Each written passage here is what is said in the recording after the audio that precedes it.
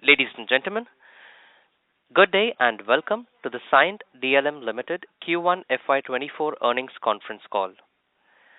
As a reminder, all participant lines will be in listen-only mode, and there will be an opportunity for you to ask questions after the presentation concludes. Should you need assistance during the conference call, please signal an operator by pressing star then zero on your touchtone phone. Please note that this conference is being recorded. I now hand the conference over to Mr. Krishna Bodanapu, Non-Executive Chairman of Cyient DLM Limited. Thank you, and over to you, sir. Thank you very much. Good evening, ladies and gentlemen, and welcome to Cyient DLM Limited's first earnings call post-listing for Q1 of FY24. My name is Krishna Bodanapu, and I'm the Non-Executive Chairman of Cyient DLM. Present with me on this call are Mr. Anthony Montalbano, the Chief Executive Officer of Cyient DLM, and Mr. Srinivas Kulkarni, the Chief Financial Officer of Cyient DLM. Before we begin, I would like to mention that some of the statements made in today's discussions may be forward-looking in nature and may involve risks and uncertainties. A detailed statement in this regard is available in our investor update, which has been posted to our website. As you all know, Cyient DLM listed on 10th of July 2023. I want to take this opportunity to thank you all for your wonderful response to our IPO. Taking the company public is a significant step in shaping the future of design-led manufacturing, and it offers an opportunity for investors to join us in this journey. Over the past years, we have demonstrated Cyient DLM's capabilities in a wide range of EMS solutions and are well positioned to make the most of the favorable tailwinds in this industry. The combination of our design and engineering capabilities in Cyient Limited and our manufacturing capabilities in Cyient DLM Limited ensures that we're well positioned to meet our client needs and deliver value to them. I personally greatly value your trust and confidence, and I'm committed to holding the same standards of governance and transparency that we have demonstrated in Cyient Limited. Lastly, on behalf of the Board of Directors, I want to thank the leadership team, especially the two leaders, Anthony and Srini, on this call, who've made a seamless process of transition from a fully owned subsidiary of Cyient to a publicly listed Cyient DLM. Once again, thank you for your interest in Cyient DLM, and I will now hand over the call to Anthony and Srini to walk you through the business update and financial performance. Anthony? Great. Thank you. Thank you, Krishna. Hello, ladies and gentlemen. Let me take you through the highlights of the quarter and business update. Are we posted? Yeah. So we posted a revenue of INR 2,171 million, which is 27.6% year-on-year growth. The major growth comes from industrial, defense, and aerospace segments. Our EBITDA is INR 200 million, which is a growth of 72.6% year-on-year. EBITDA margins are 9.2%, up 243 basis points on year-on-year terms. Profit after tax is at INR 54 million, down 15.2% year-on-year. This is primarily due to other income being higher in Q1 FY23, caused by unrealized forex gains. Cap margin is 2.5%, which is 126 BPS lower on year-over-year terms. Our order backlog is strong and stable at INR 24,997 million, and has an increase of 89% compared to last year. So as this is our first call, I'll take a few moments and cover broadly the business of Cyient DLM and our go-to-market focus before I move on to the key highlights of the quarter. So when you look at DLM and how we differentiate in the EMS industry, it really comes down to the type of work we do and the sectors and types of clients we do it. So it's really mission critical, safety critical, electronics manufacturing services, primarily focused on aero and defense, medical, and industrial segments. And so these are segments that clients require quality and capability and really a demonstrated track record to deliver these types of applications. We've been doing this for 30 years across 3 sites in India, and this has been a core of our business. The association as well with Cyient Limited and the 7,000 design engineers that we have available to us are also really a key differentiator for our business. They help us bring value to our clients through the types of services we can provide that impact manufacturing, and they also enable us to engage with relatively large multinational client base. Most of our clients are industry leaders, global in scale, and they gain the confidence of placing their business with Cyient DLM, despite our relatively small size as an EMS player, but it's primarily due to the track record we have, and then also the wherewithal of the larger Cyient that brings that comfort. Let's go to the next slide. So, from a go-to-market perspective, as I covered this, the 3 main sectors: air and defense, healthcare, and industrial. It comes down to the types of work that we're doing in these sectors, the types of products. And in aerospace, we have products that are going, in aircraft. In healthcare, we'll have electronics going into medical equipment, and then even in industrial, where it might not be a safety critical application, it's often called a mission critical application, where reliability is very high for some of these units in remote locations that provide the service level that our clients need. So this has been a key area, and this of our focus as you walk through our operations. These are the types of products that run through our facilities, all in a low volume, high mix environment. So this is a very different segment of the EMS industry, which has very high quality process requirements to support these types of applications. Go to the next slide. So some highlights, for the quarter. First and foremost, we had a successful listing for Cyient DLM on the NSE and BSE, with a great response from the industrial community. So this is something we're very grateful for, and this is a very notable point, for Cyient on its journey. We have a very strong pipeline of over $700 million. This is backed by major aerospace and defense clients, as well as some of the other sectors that we engage in. We believe that this will continue to convert and continue to drive the business growth that we have demonstrated in the business to date. We also recently were awarded a State Expert Excellence Award from the government of Karnataka. So this is a great recognition of the type of work that we do, and then also we had some key customers appreciation for some zero defects, literally 0 ppm across some of our A&D segments. That is really a pretty high bar to try and reach, and that is something that we have demonstrated this last quarter. We've also had some key wins that add to the pipeline. Some new wins in the aero and defense space.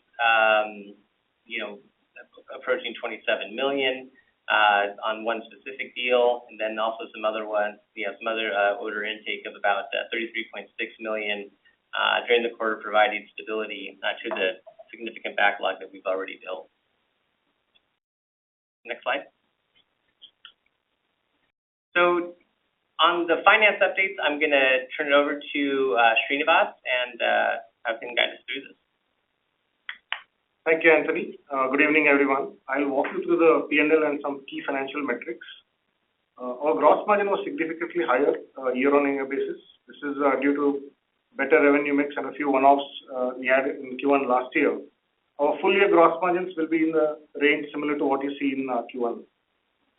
Our operating performance for the quarter was strong, and we ended up with an EBITDA of 20 crores, which is a growth of 72.6% on a YOY basis. Compared to Q1 of FY23, we incurred higher finance charges due to increase in borrowings and the interest rates. Also in Q1 last year, we had unrealized forex gains of nearly 8 crores. These two factors are contributing to a PAT decline YOY. But for the rest of the year, we should see significant increase in PAT.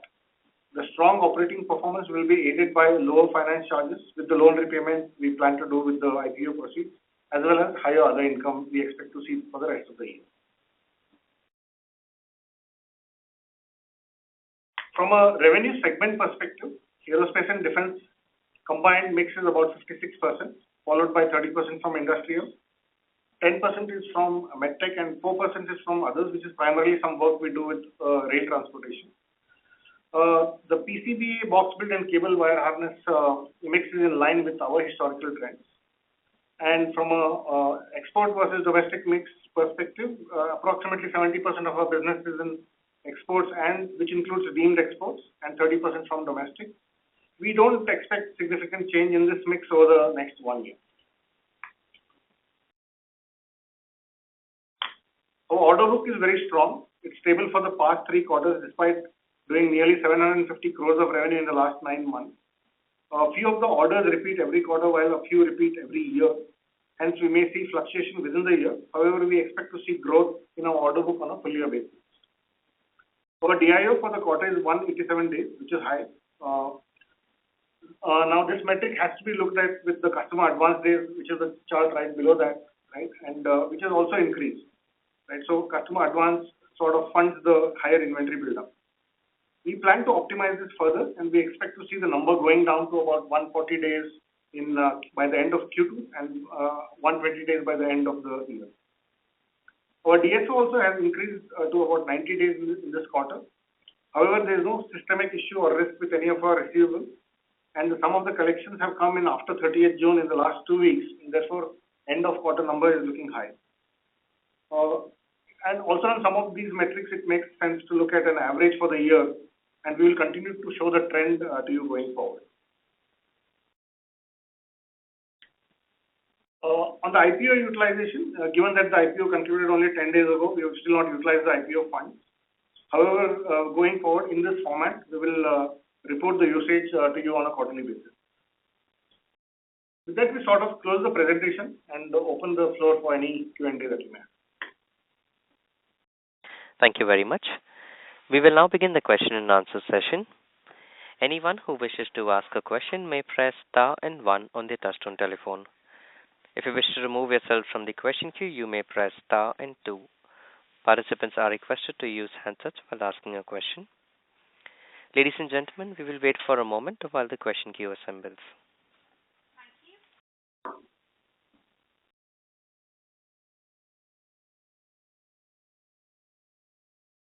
The first question is from the line of Venkatesh Balasubramaniam from Axis Capital. Please go ahead. Yeah, this is a question for Srinivas, firstly. Now, when you are calculating your inventory days and payable days and sales days and customer advances, for everything the denominator is sales only, right? Yes, that is right, Venkatesh. This is exactly the definition that we have defined in our RHP. The same definition gets used here. Okay. And you are using the quarter end number to calculate this. You're not using any averages, correct? No. Quarter end number only. Okay. Now, when you actually look at it, when you calculate your net working capital, I am assuming that is equal to DSO plus DIO minus DPO minus customer advances. But when I'm doing that calculation, those numbers are not adding up. No, there will be some other current asset movement as well, Venkatesh, right? Which is not a significant item. Therefore, we are not showing that here. Okay, understood. The other question which I had was, do you have a guidance for revenue, EBITDA for the current year and the year after, which you would like to communicate? Revenue and EBITDA guidance. No, we don't want to give a guidance at this stage. What I'll say though is our revenue will be higher than the industry average for the year. We've also indicated what our order book is, and more than half of it is convertible in the next 12 months, right? So that sort of gives you an indication of what the growth can be. Okay. And EBITDA will be similar to what we did last year. That is between 10 and 11%. Okay, 10 and 11% EBITDA margin. Now, you mentioned that your revenue growth will be higher than EBITDA. Just to give you some information, Sirma has given a guidance of 35 to 40% for the current year. I think Keynes has a guidance of 50% plus for the current year. So are you trying to say that you will do more than what these people have done? Because when you say more than industry, it's like it leaves it quite open-ended. Because what exactly is industry for you? No, I think, Venkatesh, the industry is defined by other companies who are in this space as well. So for now, let's keep it at industry average or higher than industry average, which includes other companies in the EMS space.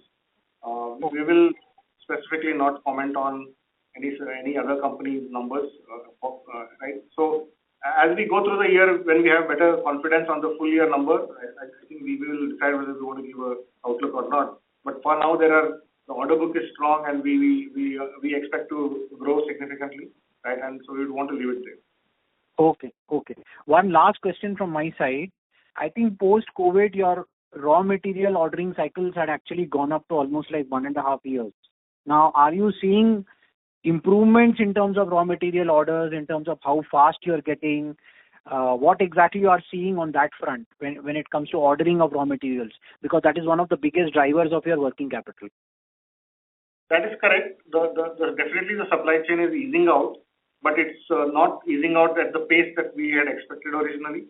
Therefore, I think while there will be a drop in our inventory days, it will not be a significant drop, right? So what we are saying is we will go down to about 140 days by end of Q2 and about 120 days by end of the year. Okay. Thank you. All the very best for the next 9 months of the year. Thank you, Venkatesh. Thank you. The next question is from the line of Mihir Manohar from Carnelian Asset Management. Please go ahead. Hi, thanks for giving the opportunity and congratulations on a good set of numbers. Sir, lastly, wanted to understand the pipeline of $700 million that you have mentioned in aerospace and defense. So, I mean, when you say a pipeline of $700 million, what do you exactly mean by that? Are they from existing customers or is it from new customers? Is it, what is the near-term visibility of that pipeline? That will be really helpful. And my second question was on the seasonality of the business. I mean, is there a seasonality in the business? I mean, does 3Q, 4Q form a major portion of the overall year? I mean, and why there is a seasonality? Just wanted to get an understanding around that. And what is the broader revenue split which happens across the quarters? That will be really helpful here. Yeah, this is Anthony. I can go ahead and speak to the pipeline, and the pipeline does make up from current clients and also new clients as well, and with a heavier weight on current. But we do have some significant programs that we look to be announcing in the coming quarters that make up that have a material impact on that pipeline. So this is a view of where it is today, and as we close those deals and convert them, that pipeline may come down, and then of course we are also have our go-to-market initiatives where we'll continue to add on that. So we think this is a great base to take us forward. Right now our business view is we take a look at the business from an annual perspective. That's how we invest in it. That's how the business is managed. That's how we drive our growth. And we think this is the right base to get us there. Yeah, and on the seasonality, what we've observed in the last 3 years is typically H1 is about 45% and H2 is about 55%. We expect a similar trend this year as well. Sure, that's it from my side. Thank you. The next question is on the line of Renu Baid from IIFL Securities. Please go ahead. Yeah, hi. Good evening, team. I have 2 questions. The first question is, can you share some insights in terms of the new customer additions that we have seen for our business, and any numbers or order value that you would want to assign with the new customer additions? I presume this will be largely be in the non-aerospace and defense portfolio. Yeah, so we do have in the past quarter there is new customer. It does make up a new customer addition. As far as the client names, we do keep on a business award, we do keep that confidential. But what I can communicate is that it is along the same caliber when we talk about an industry leader, similar to the type of logos that we've already communicated. So in our business, we will definitely add new clients, and we plan to show more awards with clients, new logos in that regard. But the difference is that these will be, market leaders in their sectors. So from a business perspective, that drives our revenue, it's from a relatively small number of clients. We plan to add, we're talking adding new logos in the terms of maybe 4 or 5 logos a year is really kind of the way our business is run, and that would give us substantial growth. So it's very different than a company that might be crossing many sectors and might have relatively smaller engagement and deal sizes, where that's a bit of a higher client churn business.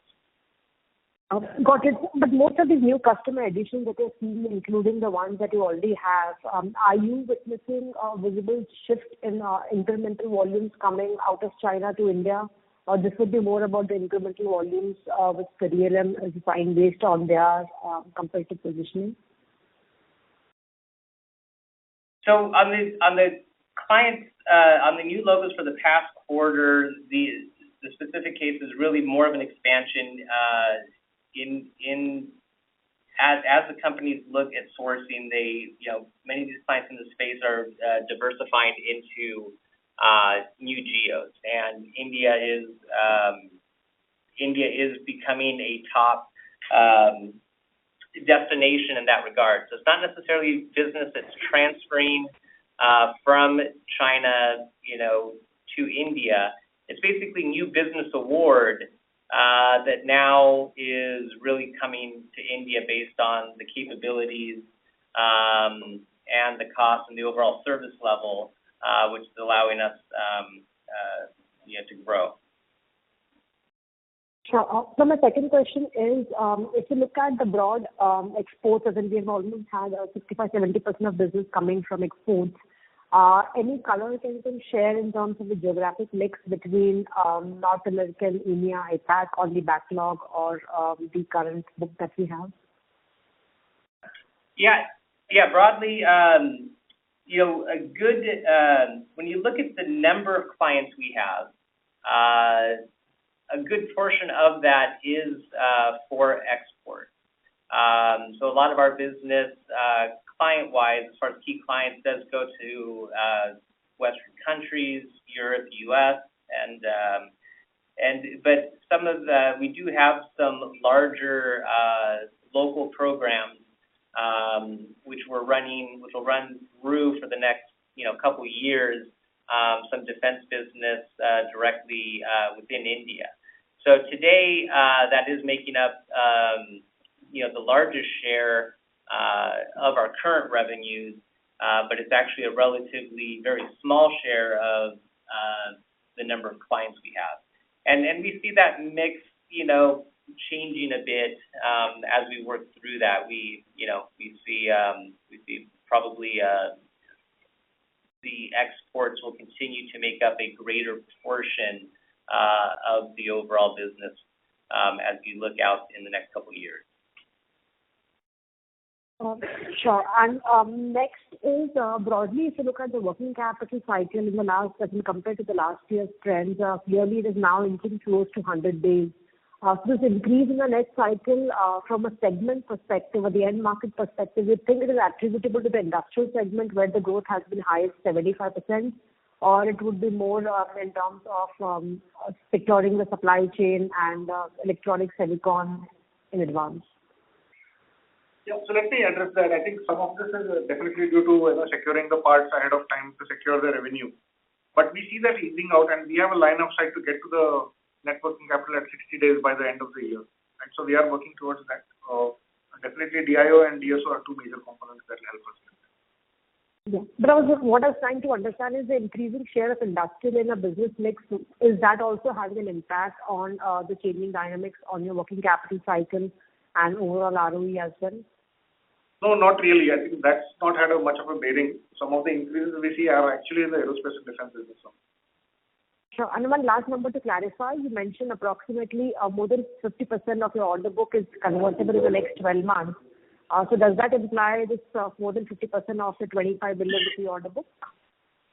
Yeah, so that's an executable order book. There will of course be it will be subject to availability of parts and customer schedule push outs, etc.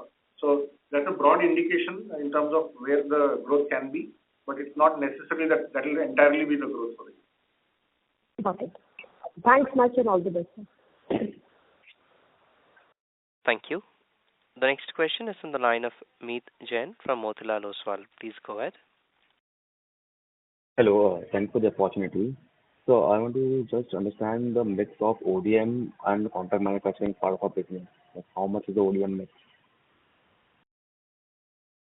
So we do not engage in any ODM type business, and just in terms of definition, when we say ODM, that means that we do not have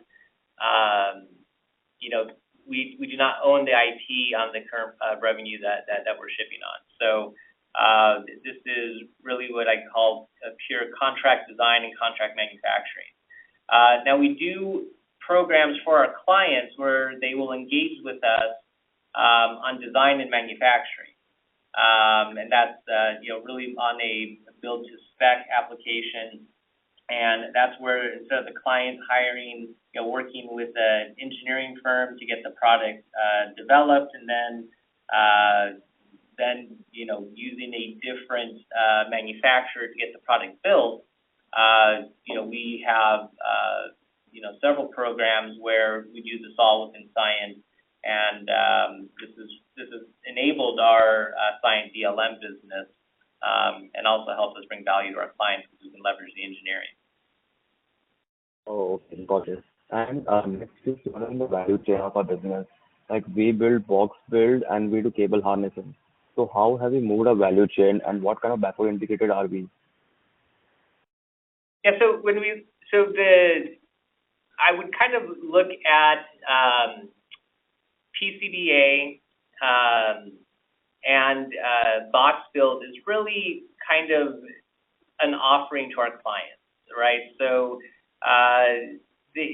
clients will usually source those two together. So they'll come to us, we'll do the electronics, we'll do the circuit cards, we'll build it into a box and ship that to them. Now there are cases where there might for example, we have one large client where they happen to have their own operation where they do the final assembly. So we just do the cards and we ship it to their operation and they do the box build.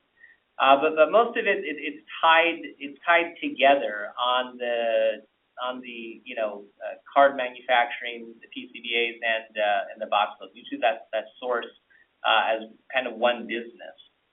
And then you also have the cable and wire harnessing business, which is a little bit more separate. And some of the work that we do there is specific to aerospace, where we do some complex harness work in that regard. And that is an area that we do see some expansion in as we look forward. Understood. And my last question is regarding our margin expansion side. So are we doing any measures we are taking to expand our margin from current levels? I'm sorry, can you repeat the question? So I want to understand what are we doing to expand our margin from current levels? Like we are already doing some backward integration. We are integrating PCB and box builds to some of our customers. So apart from that, to improve our margins further and for revenue growth, are we targeting certain sectors or certain products in the market going forward? Yeah. Okay, got it. Yeah, good question. So, we have various initiatives that we do have in place that we are looking to expand on margins, right? And just due to the growth that we've had in the business, we are getting some natural margin absorption, right? So, where we are today, as we continue to scale and absorb costs, and along with some operational efficiencies, that alone can give us 1-2 points of opportunity from an EBITDA perspective. And another area of margin expansion for us is really on these build to spec programs where we do the design and manufacturing. We have far more ownership of the overall product. We have far more input on the design, on the materials, control of the supply chain. And so these programs do allow us to make higher margins compared to a traditional standard,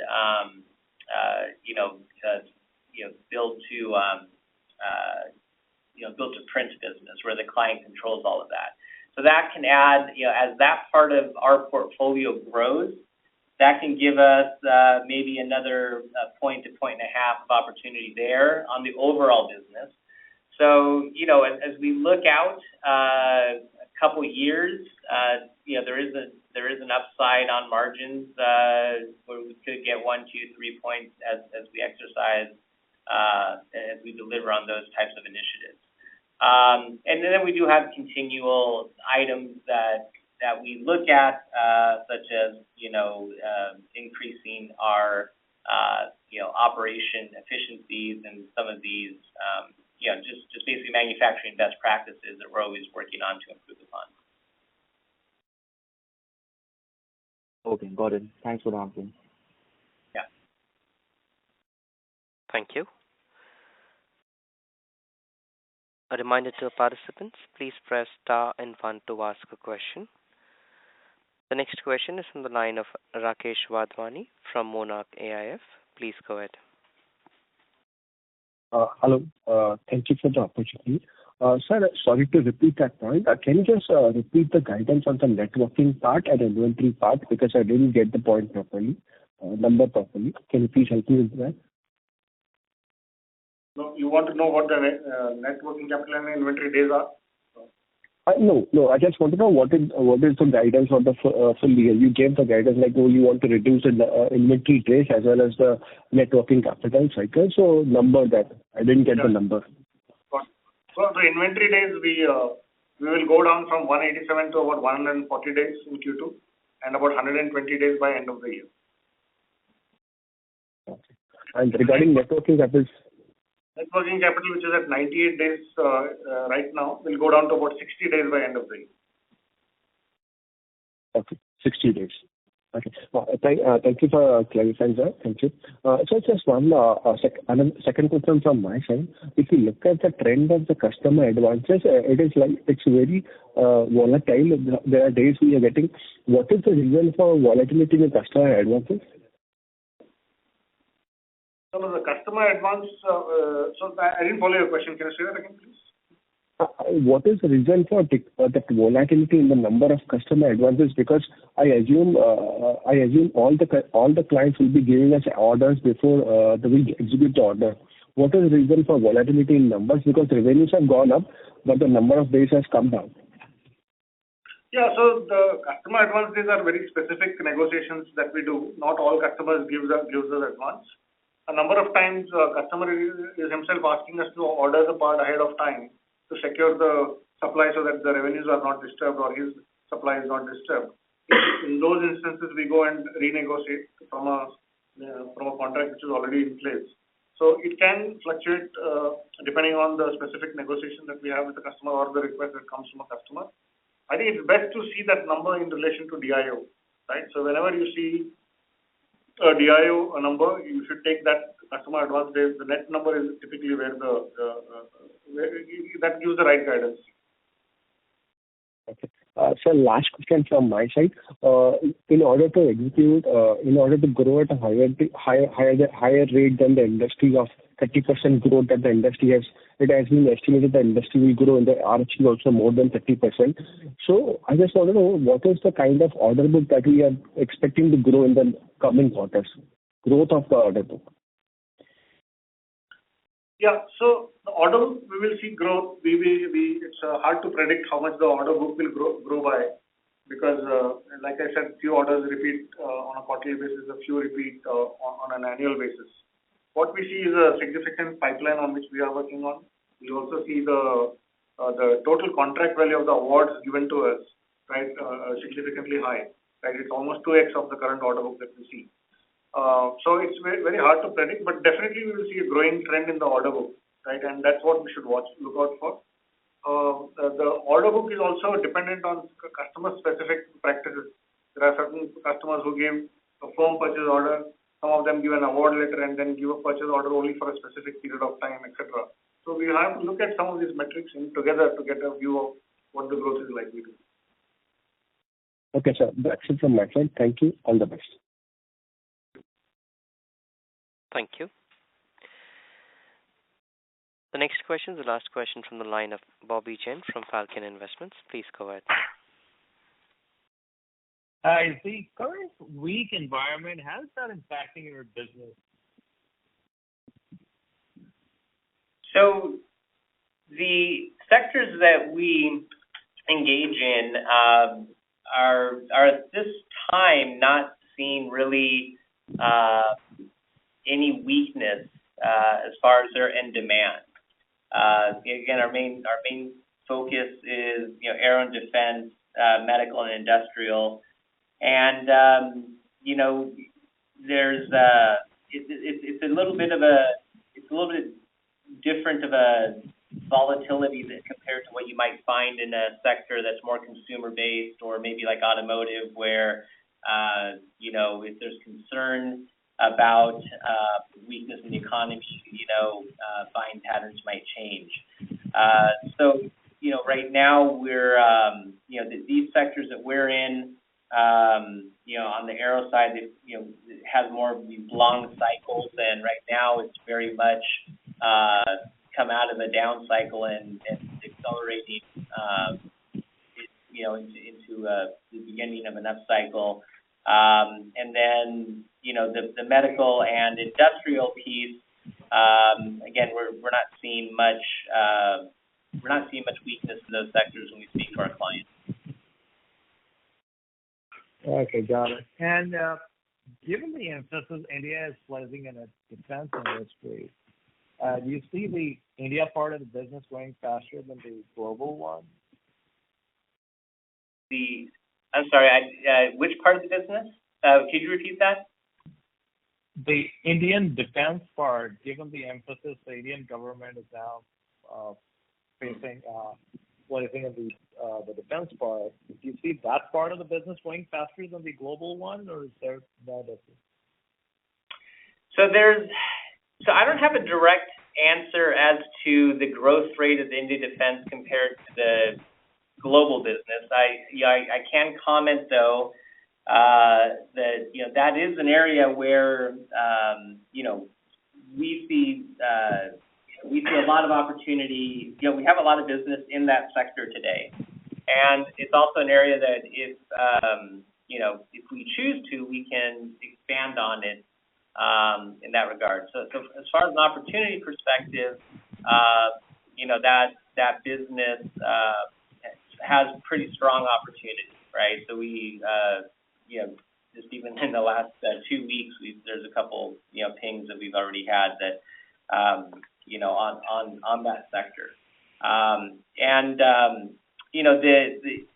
There's different aspects to India defense compared to maybe like other types of business where,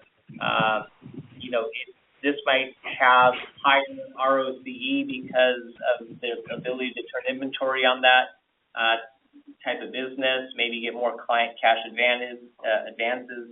But that business is more competitive and also can yield a little bit lower margins compared to our other businesses. So it comes down to having the right balance to hit the objectives of our business. Right.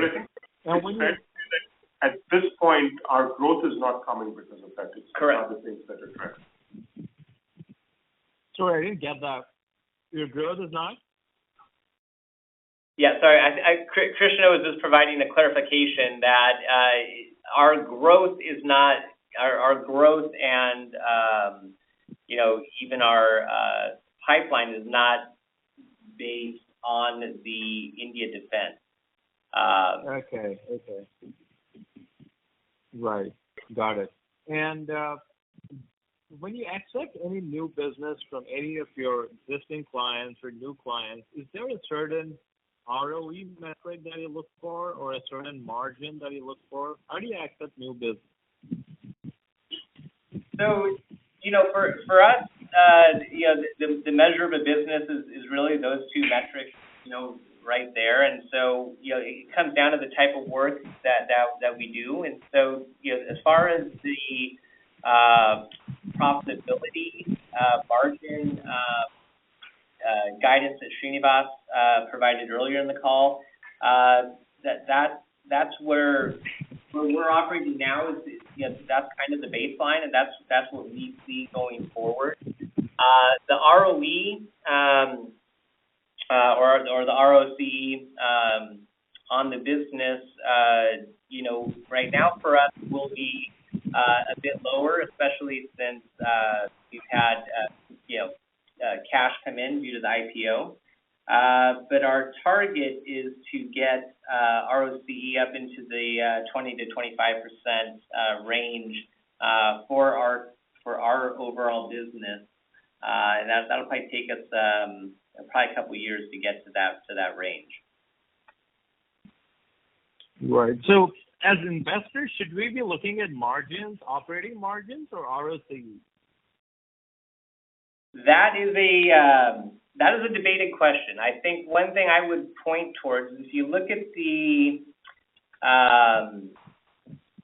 PE ratios across the EMS industry, and you look at the companies that have been operating for decades, the companies with the highest